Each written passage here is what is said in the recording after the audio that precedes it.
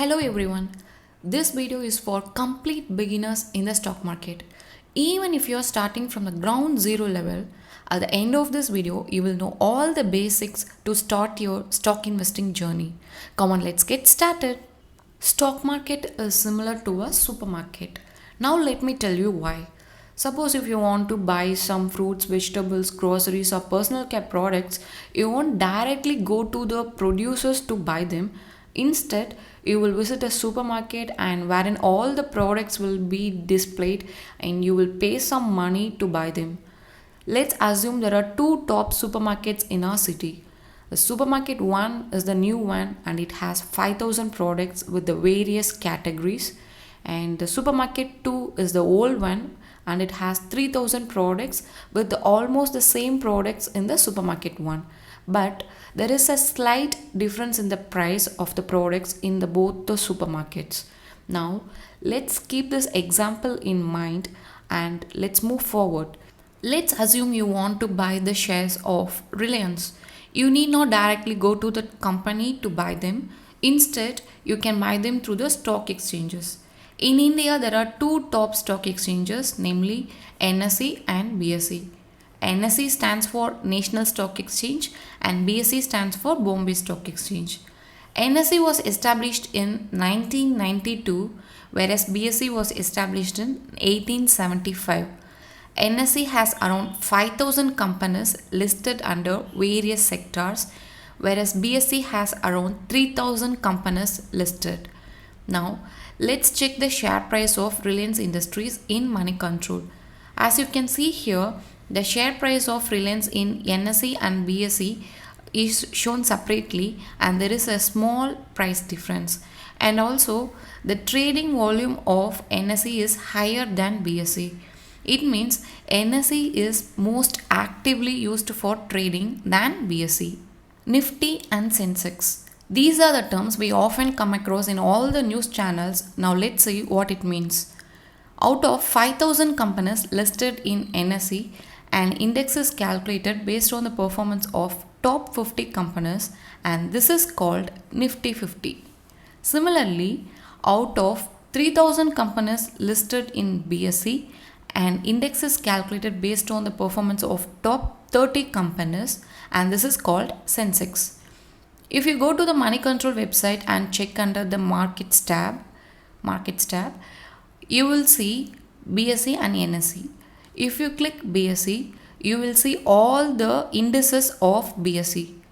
If you click on Sensex, you will get all the top 30 companies under BSE. Suppose if you want to check the performance of a particular sector, suppose if you want to check the performance of FMCG sector, click on that index and check its value. It's decreasing, so it's not performing well. Similarly, if you click on Nifty 50, you will get the top 50 companies, and also if you want to check the performance of IT sector, you will just have to check the value of Nifty IT. If you have decided to invest in stock market, then the first step you will have to do is to decide who you are. Are you an investor or a trader? It totally depends on your risk tolerance and your expected returns. If you buy stocks and hold it for more than a year, then it is called investing. Suppose if you hold it for less than a year, then it is called trading. In trading, there are two types, namely day trading and swing trading. If you buy and sell stocks within a day, then it is called day trading. If you buy and sell stocks within a short period, say like 1 week or 10 days or 1 month, then it is called swing trading. Now let's see what is SEBI. SEBI stands for Securities Exchange Board of India. Like we have Reserve Bank of India to govern all the banks, SEBI's function is to monitor the activities of the stock exchanges. Suppose if you want to file a complaint against any fraudulent activities, then you will have to probably approach SEBI. Now let's see how the share trading process occurs. If you want to buy the shares of a company, then you will have to place an order with the buying price.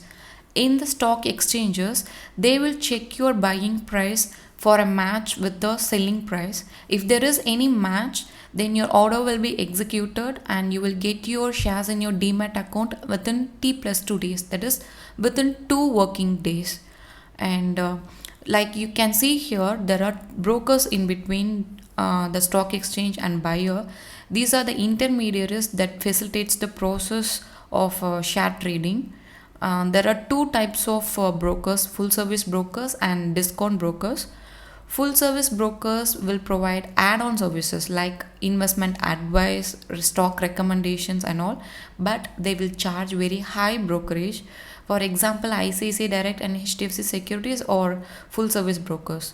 Discount brokers on the other hand, they will charge very less brokerage, but they will not provide any investment advice. For example, Upstocks is charging very less brokerage and they are providing free demat account. If you want to open account in Upstocks, please check the link given in the description. You will get 4,000 rupees worth membership benefits. Now let's see how to place your first order. In order to start trading, you must have 3 accounts: savings account, trading account and demat account. Savings account is where you will save your money in some banks like Union Bank or S Bank. Trading account is where you will place buy or sell orders. Trading account acts like a interface wherein you will place your orders, that's all. Demat account is where you will save your shares in a dematerialized or electronic format. Let's try to understand it with an example. Suppose if you are planning to buy the shares of Wipro, you are placing an order with the buying price, and in the stock market, like in the stock exchange, they will try to match your buy order with the sell order. If there is any match, then the money will come from your bank account and the shares will come from the stock exchange and it will get stored in the demat account. That is, you are placing the order in the trading account, the money is coming from your bank account and your shares get stored in the demat account. Suppose if there is a company and that company is in need of some funds, it can either borrow money from the banks or it can raise money from the public through issuance of shares. This process is called IPO. That is, a private company can turn into a public company by issuing shares to the public. If you are buying shares directly from the company, then it is called IPO. That is, initial public offering. This is happening on the primary market. Suppose if you are selling shares to another investor, then this process is happening in the secondary market. Thanks for watching. Please subscribe for more such interesting videos.